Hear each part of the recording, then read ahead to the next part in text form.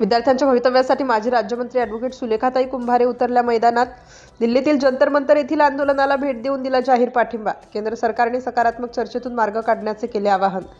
राजधानी दिल्लीतील ऐतिहासिक जंतर मंतर येथे विद्यार्थ्यांच्या न्याय हक्कासाठी आणि उज्ज्वल भवितव्यासाठी कॉकरोच जनता पार्टीच्या वतीने सुरू असलेल्या शांततापूर्ण आंदोलनाला मोठा राजकीय आणि सामाजिक पाठबळ मिळाले।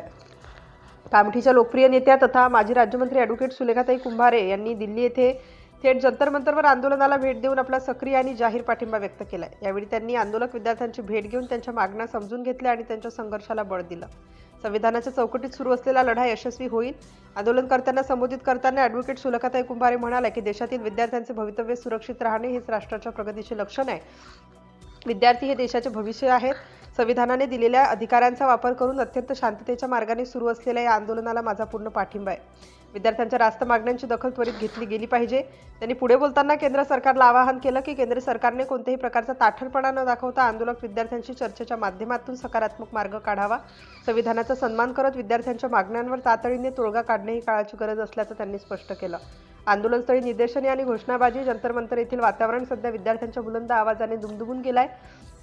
हातामध्ये भारताचे संविधान हे पुस्तक, डॉक्टर बाबासाहेब आंबेडकरांचे छायाचित्र असलेला निळा ध्वज आणि जय भीम जय भारतच्या घोषणा देत विद्यार्थ्यांनी आपल्या मागण्यांकडे केंद्र सरकारचं लक्ष वेधण्याचा प्रयत्न केलाय। या प्रसंगी आंदोलनाचे प्रमुख कार्यकर्ते, कॉकरोच जनता पार्टीचे पदाधिकारी तसेच मोठ्या संख्येने विद्यार्थी व नागरिक उपस्थित होते। सुलेखाताई कुंभारे यांच्या पाठिंब्यामुळे या आंदोलनाला आता अधिक धार आली आहे। केंद्र सरकार यावर काय भूमिका घेते याकडे सर्वांचे लक्ष लागले आहे। सिटी इंडिया न्यूजसाठी कामठी तालुका प्रतिनिधी दिलीप मेश्राम।